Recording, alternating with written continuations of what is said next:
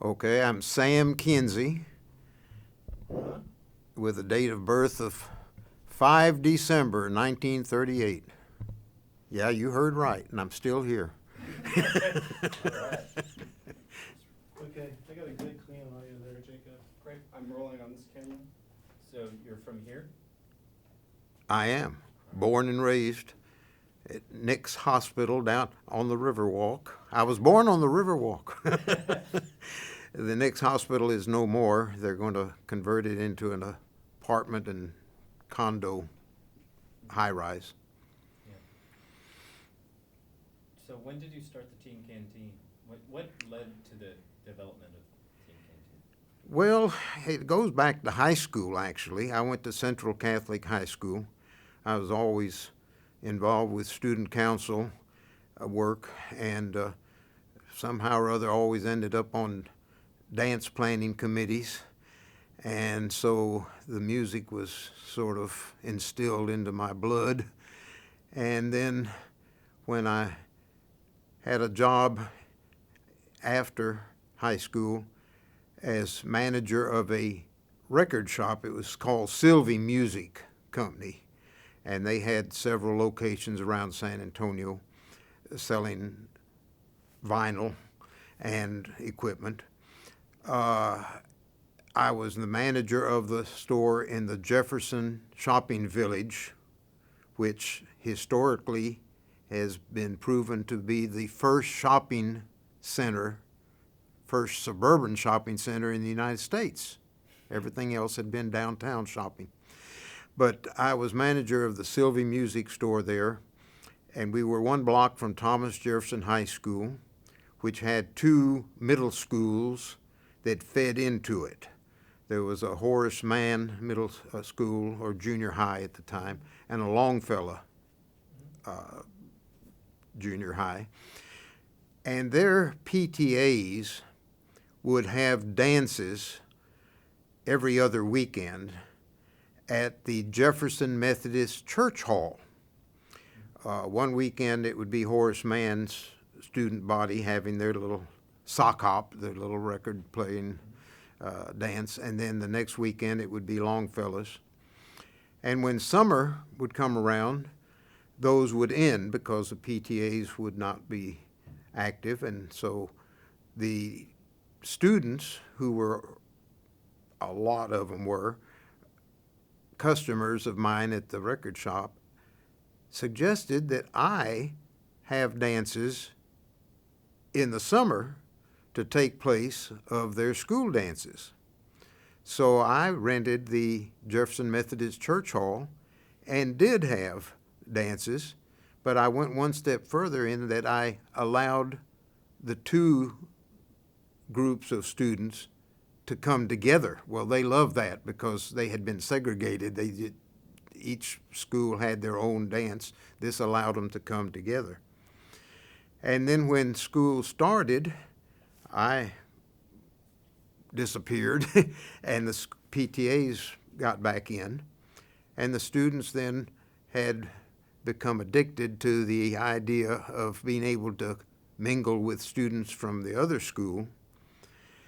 So I found a storefront that was vacant on Fredericksburg Road, the 1700 block of Fredericksburg Road, and rented it and started having teen canteen dances there for students from any school, not just those two schools. And it was very well received, and in a very short time, I outgrew that location. So there was a dance studio at Wonderland Shopping Mall on Fredericksburg Road that had a beautiful ballroom, and I contacted them and subleased from them, and it was a state-of-the-art, nice new facility. But it also became so successful that in just a couple of years, there were as many students being dropped off by their parents, and I'm saying students because all the history of the teen canteen eligibility to attend depended on your being a student. It was not just a teenage club, it was a student center.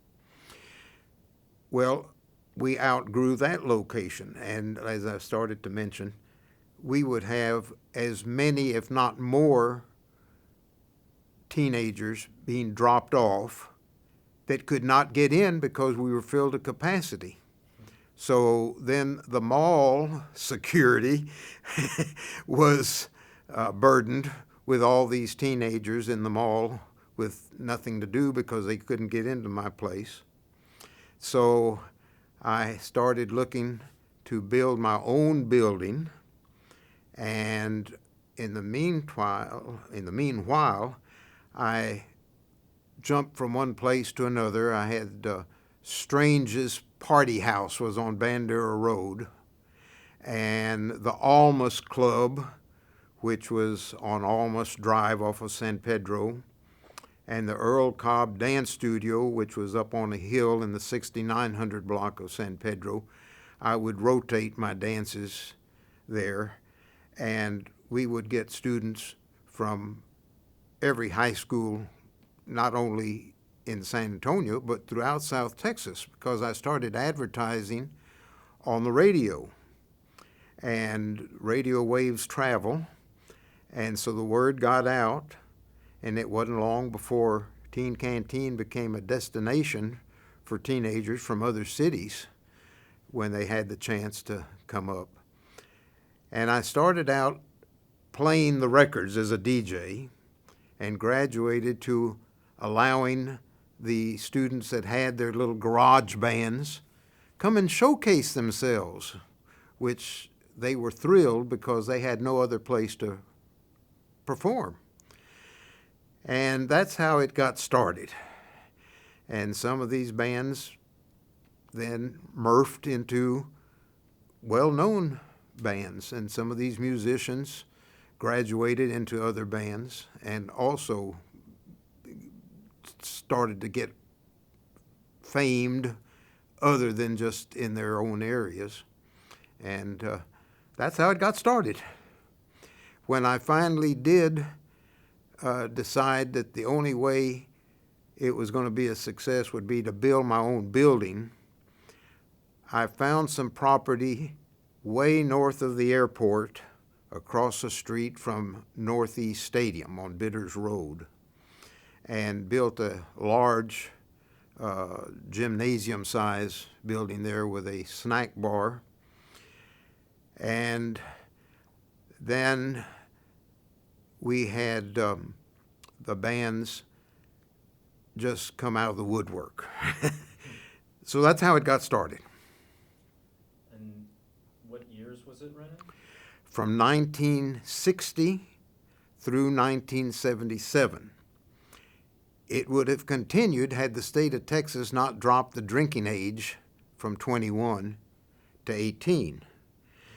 Once they dropped the drinking age to 18, most of the high school seniors and the college students, which I had opened up to college students as well as high school, they disappeared because they could now go to the nightclubs, and disco was coming in as well. So 1977, somebody came along that was interested in the property, and I was thrilled to be able to unload it, so to speak. And so it was from 1960 through 1977. What was the address there across from the stadium?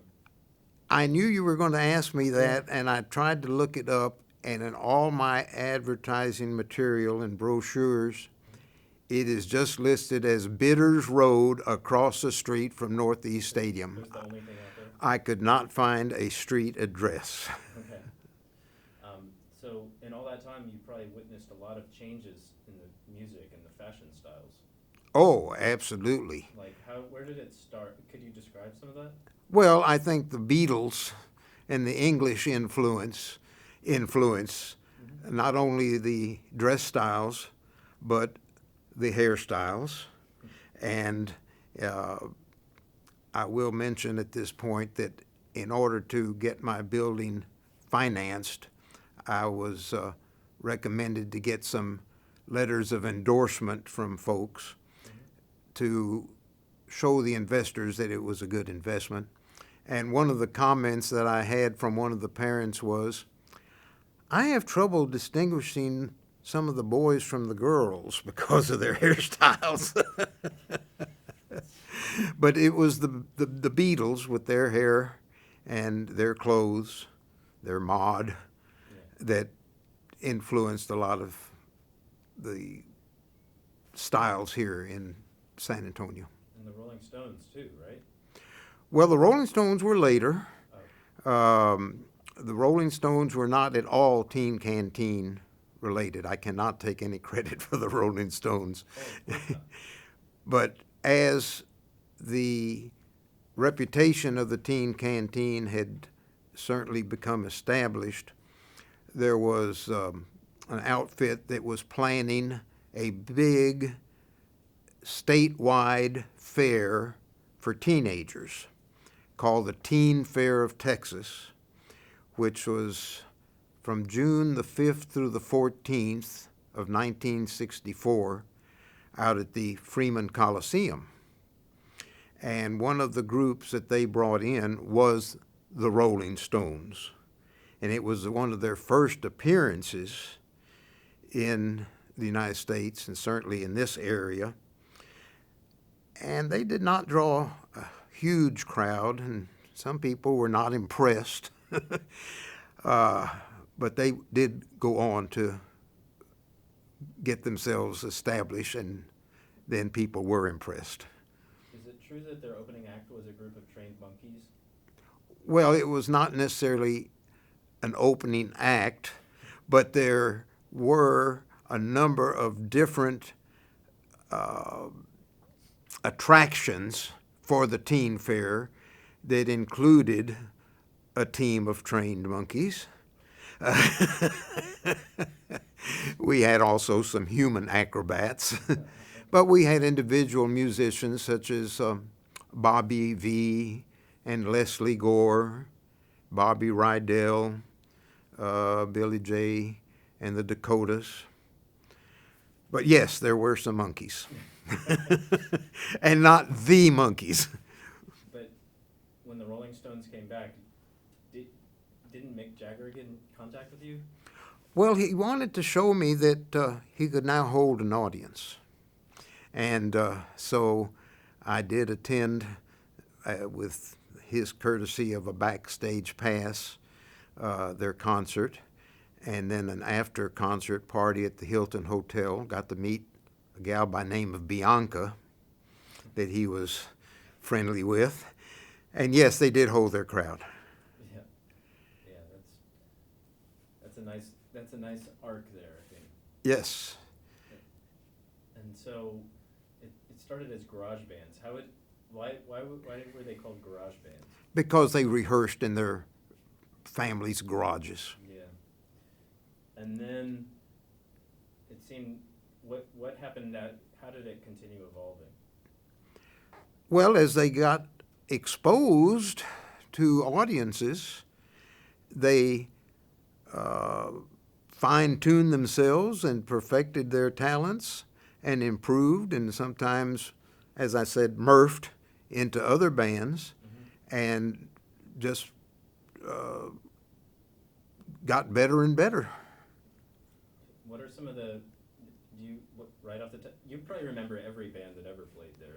Most, yes, but some stand out because of the fact they went on to do better. And we had a fella here in San Antonio that went to Alamo Heights High School, who later on formed a band that became nationally known, and his name now is known as Christopher Cross.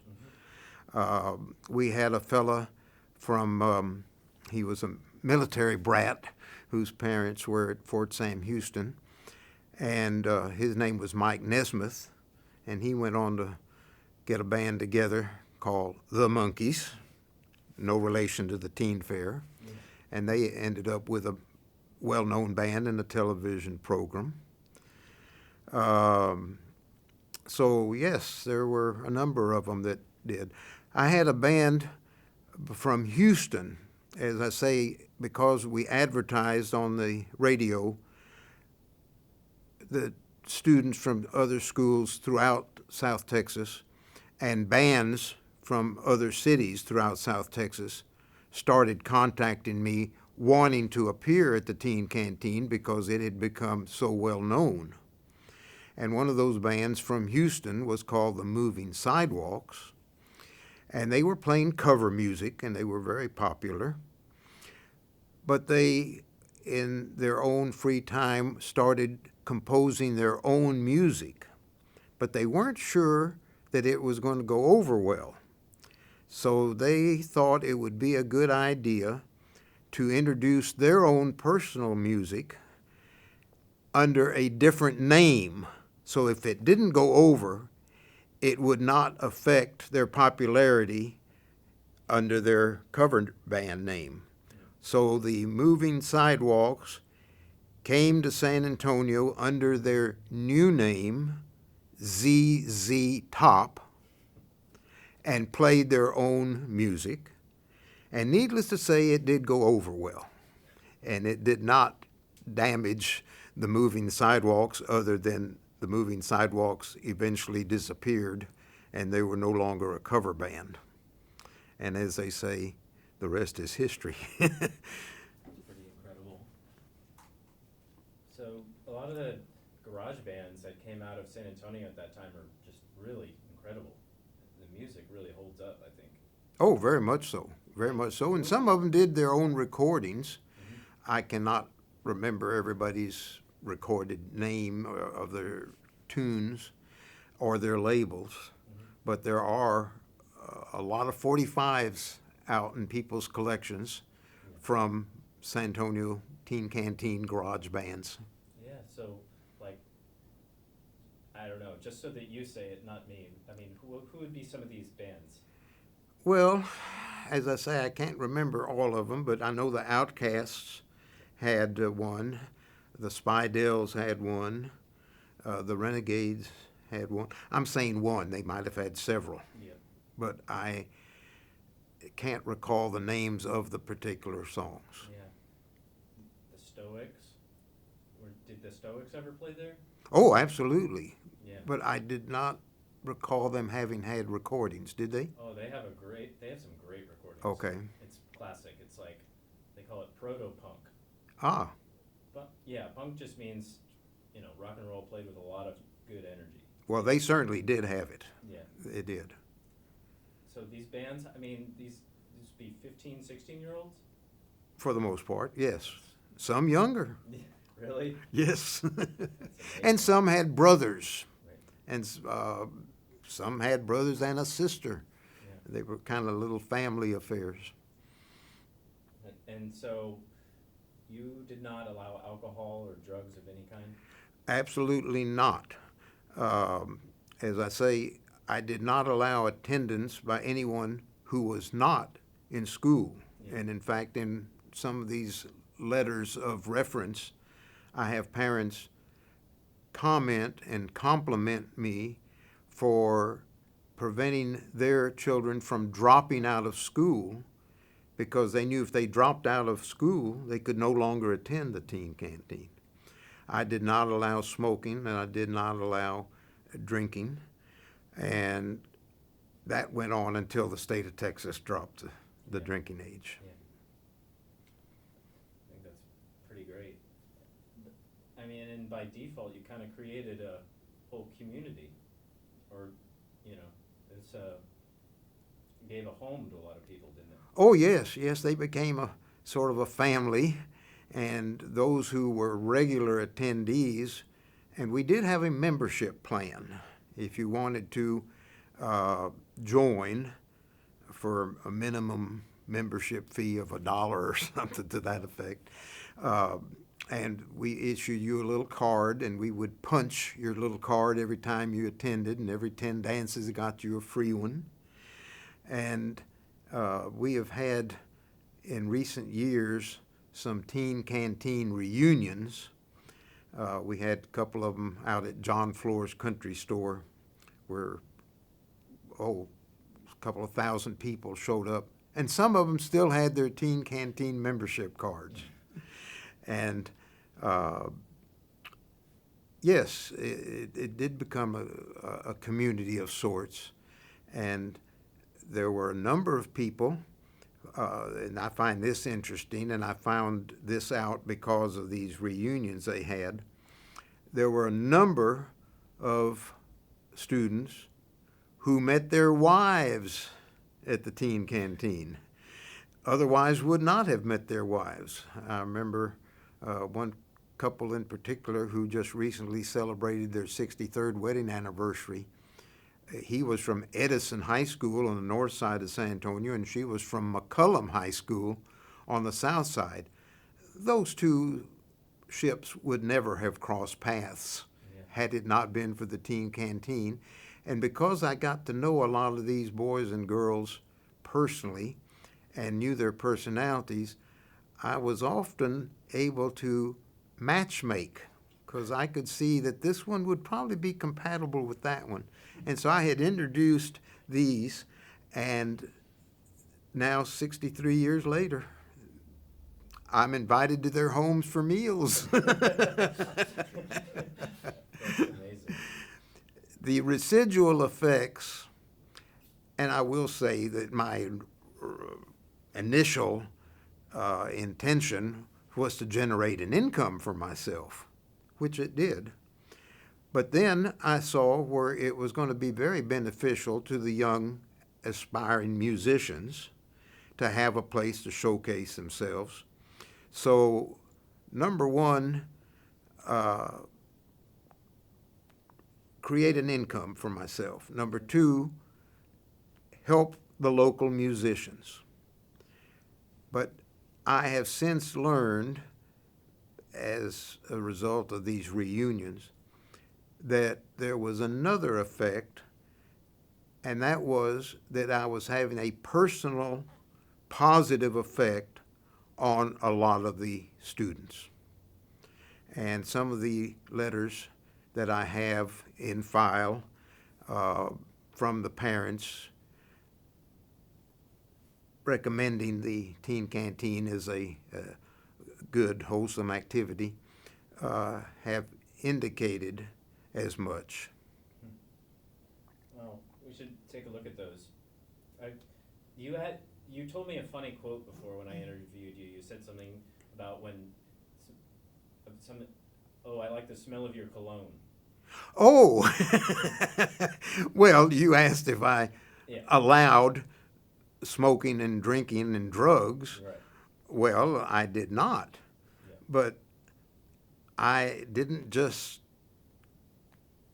come off the turnip truck, so to speak. I knew the smell of cannabis. So sometimes when people would come in and they had been partaking, I would just embarrass them to death by saying, I like the smell of your cologne, meaning I could smell the cannabis. Another wonderful thing that I had was I've known for my sense of humor. So I have found that it was just really, really embarrassing for anybody for me to get on the microphone and announce over the PA system to the 1,000 or 1,500 students, so-and-so, your mother is at the front door to pick you up.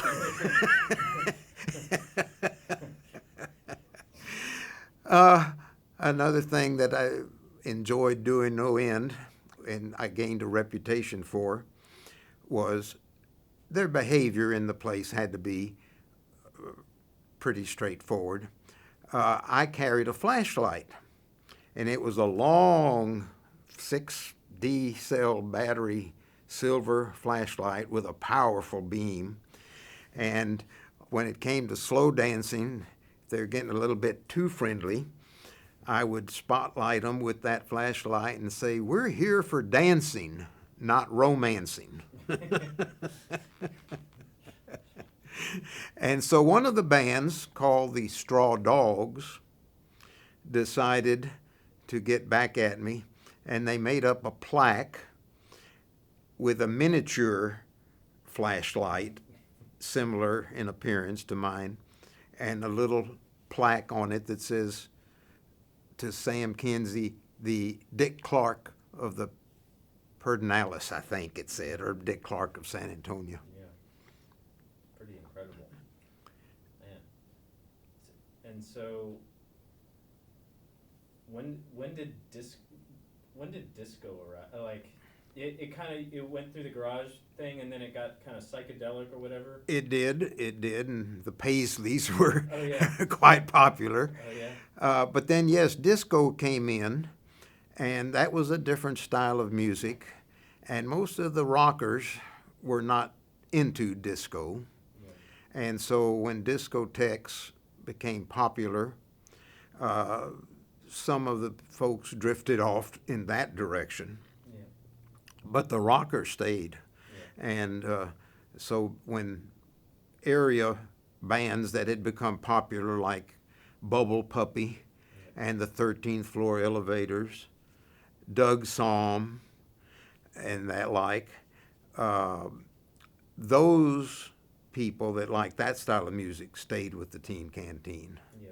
But then there were some that drifted off to the glitter world of disco. So, can you tell me more about the Paisley era?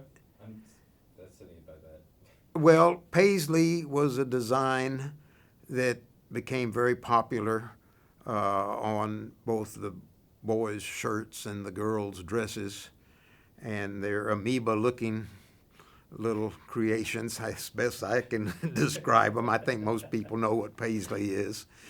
And bell-bottom trousers for both the boys and the girls. I even wore bell-bottom trousers.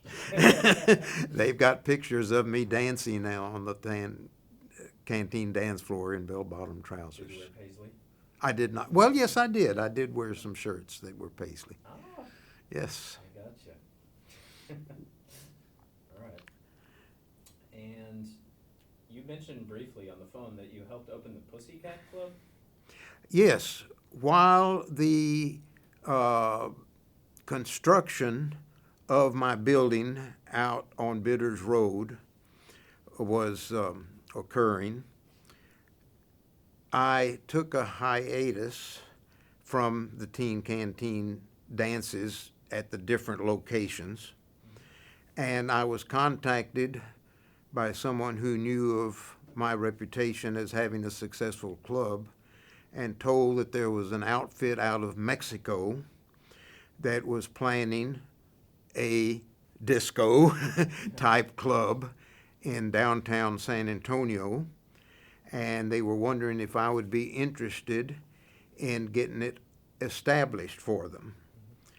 Well, since I had a lot of free time, I thought it would, again, generate some income for me.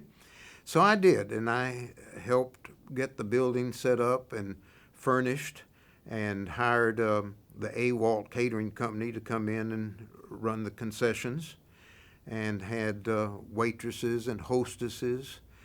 And I had bought a 1952 Cadillac hearse with the intention of raffling it off at the opening of the new Teen Canteen building. And the new owners of the Pussycat got wind of my hearse, and they thought it would be a wonderful draw for their club. So they painted it black with a white racing stripe, which was their color scheme there at the Pussycat. And the hostesses wore black dresses with white stripes. And that hearse was used as a promotion for the Pussycat.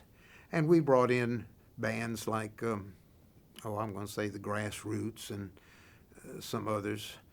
Some pretty famous ones played at the Pussycat. Absolutely, I absolutely. heard about Jimi Hendrix going to the Pussycat, and like maybe like the faces or the small faces. Right, There. right. I mean, I think I saw that on the poster in there. Yes, sir. Yeah, so where was the Pussycat? The Pussycat was on Vieta Street. It was in the former ballroom for the former Plaza Hotel, which later was called the Granada Hotel, which is now a Granada residence for senior citizens. And it's right in downtown San Antonio, 1 block west of La Vieta and the Vita Assembly Hall. But that building has now been demolished, and I think a hotel or some condos have been built on that. But when my club was almost completed, they were able to find a permanent manager Yeah. for the Pussycat. Yeah. And so I retired from the Pussycat, so to speak, and then the teen canteen opened. I have the letters here, and I have some excerpts from them, which I will read off.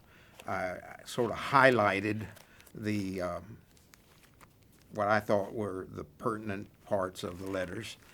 But prior to that, since we mentioned the teen fair, I was primarily the director of local talent for the teen fair. And I have one of the teen fair programs and have listed some of the San Antonio bands that I had performed there. And I'd like to mention some of them: the Avantis, the Centuries, the Decades, the Dimensions, the Epics, the Galaxies, the Impacts, the Originals, the Outcasts, which I mentioned to you earlier, the Ramvels, the Reliers, the Rhythm Rousers. We had the Starlighters from Pleasanton, Texas, the Six Teens, the Sonars, the Spades, the Spidels, Terry and the Ventures, Little Henry and the Lavells, the Royals, and Tommy Clark and the Shadows. Those were some of the local bands that played at the Teen Canteen. Then we talked about the Pussycat. I have the letter that I received from the owner, the principal owner of the Pussycat, who says, this was dated September the 7th of 1967. Dear Sam, after a long search, as you know, we finally found a man with the qualifications to be the permanent manager of the Pussycat. On behalf of Mexmod, I would like to express our gratitude to the fantastic job you achieved while in charge. I'm sure that we would have never been so successful if it wasn't for your priceless assistance, and so on and so forth. And I, when looking for this letter to bring today, found one of the correspondence that I received from people attending the Pussycat after I left. And this is from a gal, Donna Apperson. Dear Sam, my husband David told me that you called today, and I wanted to get my 2 cents worth in. Anyway, the Pussycat is by far not the same without you. We miss you a whole bunch. Besides, I didn't get a last dance. So I was pleased to know that my leaving there was noticed. But on the parents' letters, there's a lot of them, and I don't know how much time you want to devote to some of these, but I will mention. 5 minutes or so? Okay, I'll read. I hate tooting my own horn, but I'm not, because I'm actually quoting parents. Sam, your personal supervision open door policy to parents, and encouragement of high moral standards reflects great credit upon you. That sounds like I'm tooting my horn, but somebody else's. I have marveled at the firm yet friendly manner in which you maintain control. You have a real stabilizing influence on the kids and do much to keep them off the street, so to speak. Each one of these quotes is from a different letter from a different parent. My wife never seems to know where my son is. This was from a divorced parent.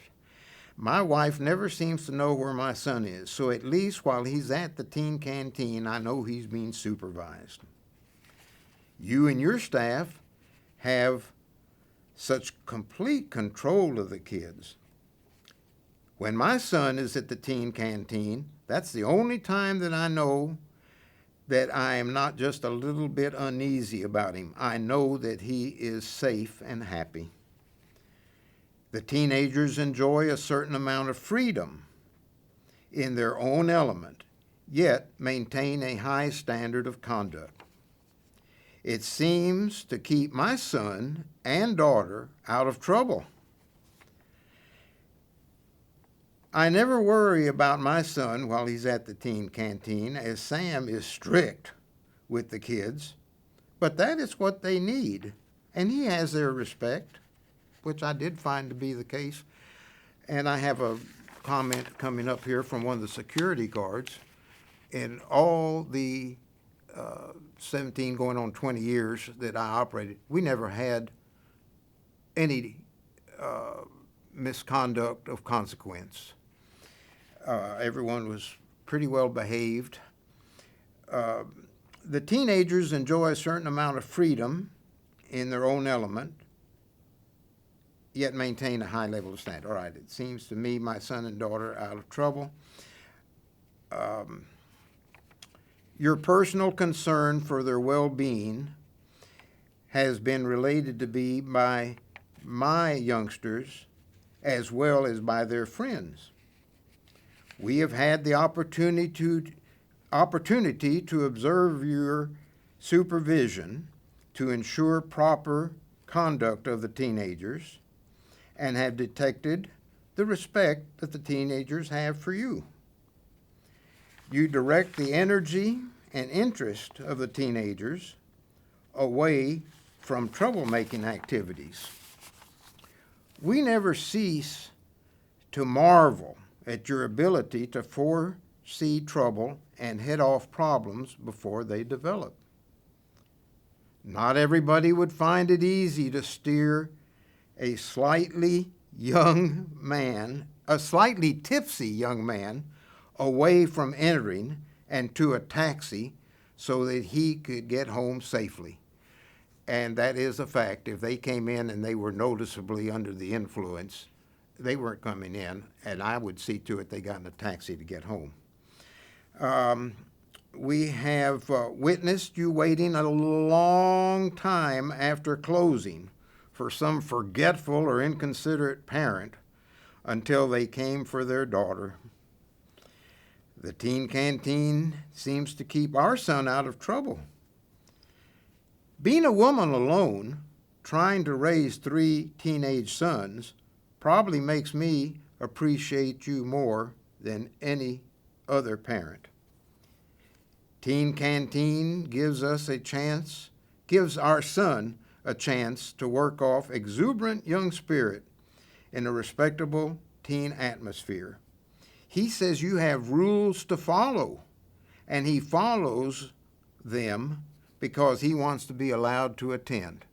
If they misbehave slightly, well, you just can't come next week. You're suspended for a week. If they misbehave a little more than slightly, well, you can't come for 2 weeks. And then they were really unhappy because they were missing out. We have found that you allow our son to go to your club, and be rest assured that he won't end up in some kind of trouble that so many young people get into. We are particularly grateful to you for the personal interest you have taken in our two boys, activities, and problems. Another very strong point has been the high caliber of friends they have met at the teen canteen.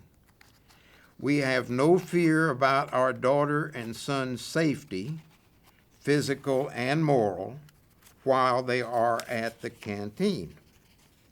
So these are letters and comments from parents that indicate that I was doing something right.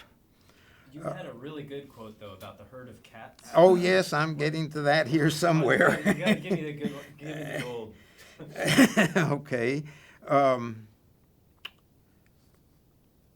It's in here somewhere.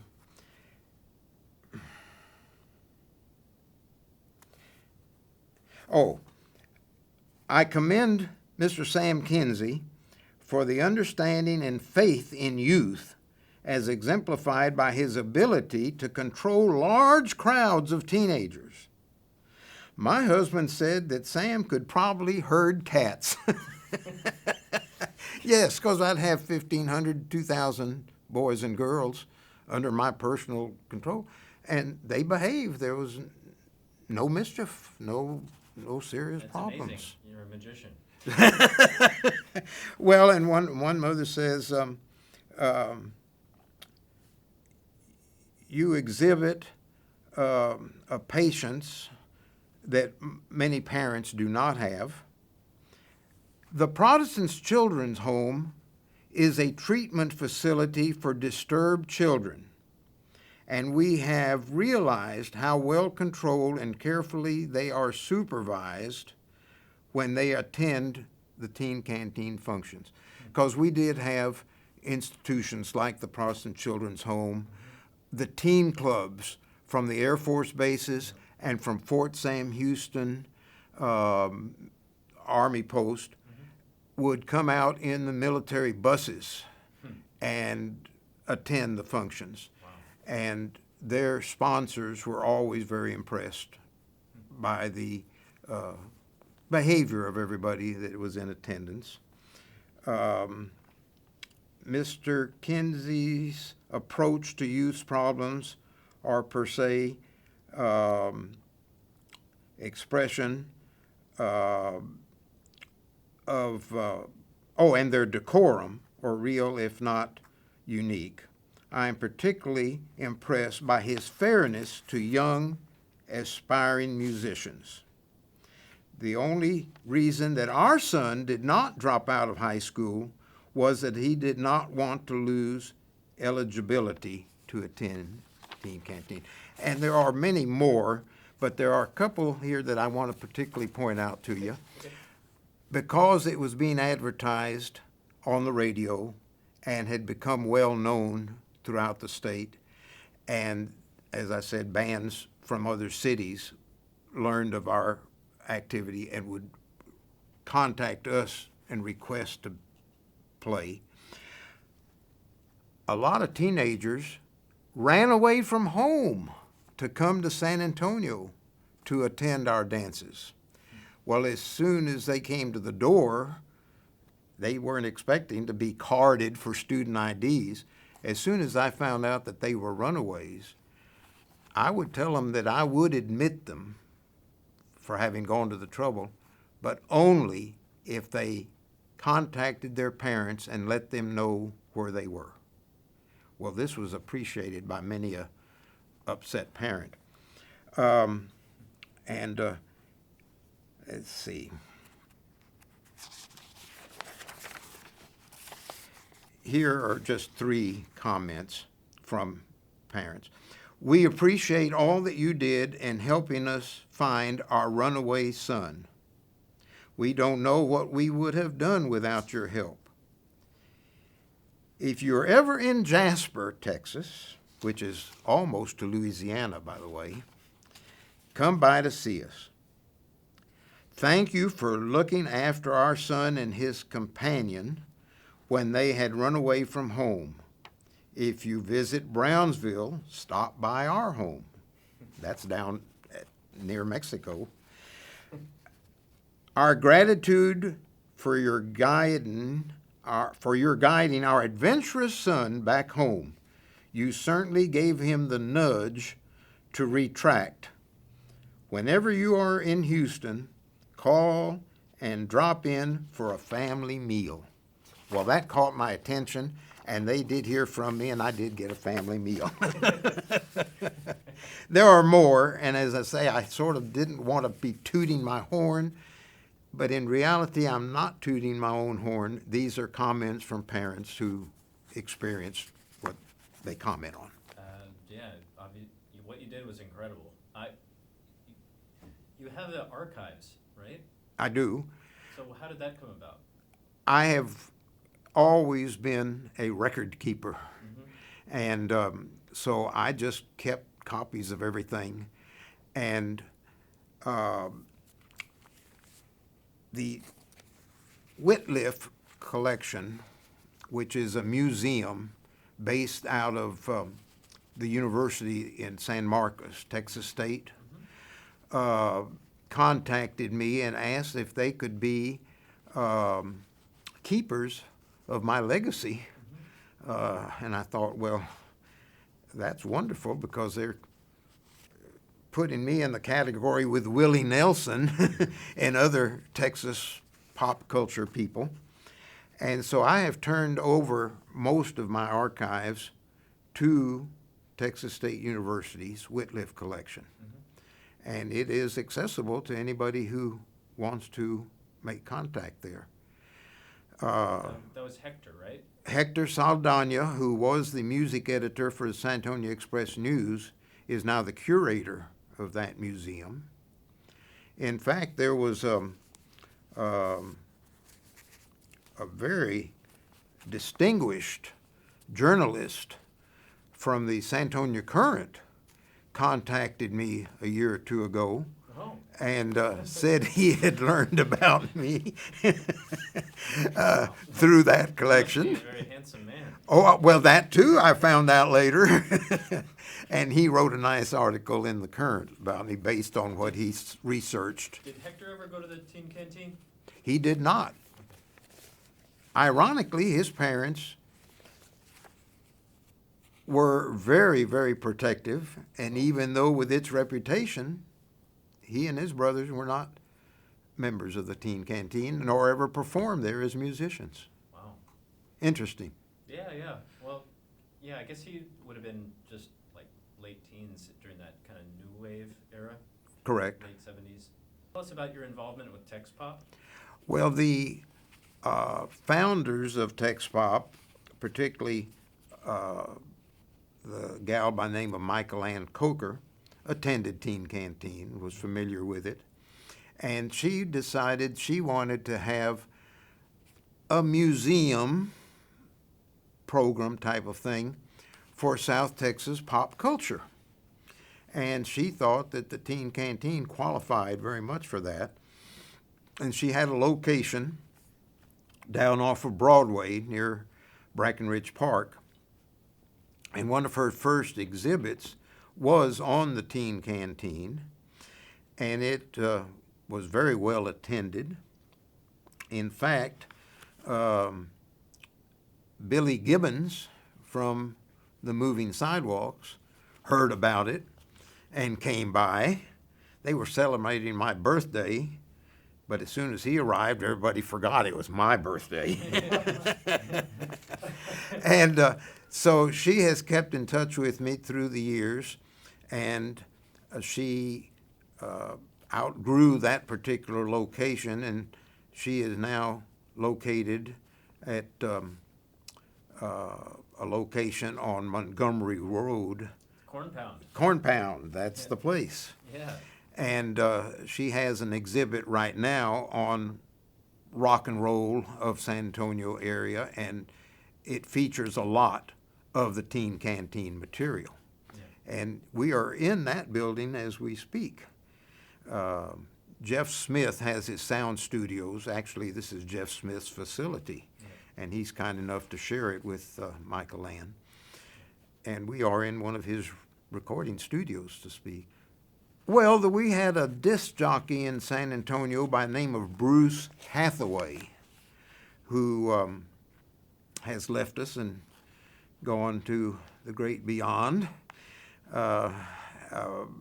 He definitely was very supportive of the Teen Canteen during its existence and afterwards. But there were a number of people, now deceased, that were instrumental in putting together the package. There was a fellow by the name of Mr. Peter Panfeld. There was Harold Winters with the Rosso Klein Realty Company. There was a fellow by the name of Leo Joris, whose son went to the Teen Canteen and now operates Leo's construction company here in San Antonio and all of South Texas, the Joris Construction. So I would say that they certainly deserve a shout out. My mother, also in heaven, was very supportive of it and chaperoned quite a bit. The musicians certainly are to be commended for participating and creating such a wonderful reputation for the place. One of the musicians that I did not mention when I mentioned the bands is perhaps the best known, and it is a fellow by the name of Mike Post. Mike Post is seen, his name is seen on television probably every day of the week. He composed a number of the theme songs for television programs, including Law and Order. If you hear any Law and Order program, that music in the background was composed by Mike Post, an ex-Teen Canteener. So that would be who I would shout out to, plus, of course, Michael Land. One of the top musicians in San Antonio is a fellow by the name of John Michael Ramirez. He has played in many a band, including Roxanne back in the days of the Teen Canteen. He, to this day, is very supportive of anything Teen Canteenish. Yeah. And he said he sold a guitar to Keith Richards. He did. He did. That's pretty amazing. And there was a girl by the name of Grace Whetstone Foots, F-O-U-T-S is her married name. I introduced her to the musicians from the Rolling Stones, and she started dating one of them, and he would fly into San Antonio quite regularly, and this went on for a good while. Then they went separate ways, as you can tell by her last name. Which one of the Stones was that? I want to say Brian Brian Jones? Jones, yes. Wow. Yes. And she was here for this exhibit a couple of weeks ago, and I got a picture of her pointing at his picture on the wall. Wow. And That's, his last name is Foots? F-O-U-T-S. Grace Whetstone, W-H-E-T-S-T-O-N-E, Foots, F-O-U-T-S. might be a good person to talk to. Yes. And I would say it changed Texas. It was a major force in Texas music, alongside like the Vulcan Gas Company or something, right? I would put it up there. Oh, much higher. Oh, right. And just on a little sidebar, I have a plaque hanging in my office at my home, given to me by the people in Austin, because they say I was the inspiration for the start of the South by Southwest Festival. Oh man, we got to see that. So I think there's a lot of people in Austin that don't like the traffic that probably would not appreciate that. And the Teen Canteen building that I built out at Bitters Road is now a plant nursery. And I went out there to see it for nostalgic sake. And the fellow that operates it came out and introduced himself, or I introduced myself, and he said, "Oh, well, my parents used to come to the Teen Canteen." And there's not anybody in their 60s in San Antonio now that probably did not attend the teen canteen. And I know this from the wonderful discounts that I have been getting at automobile dealerships and floor companies and construction companies, because these people, as teenagers, were among my students.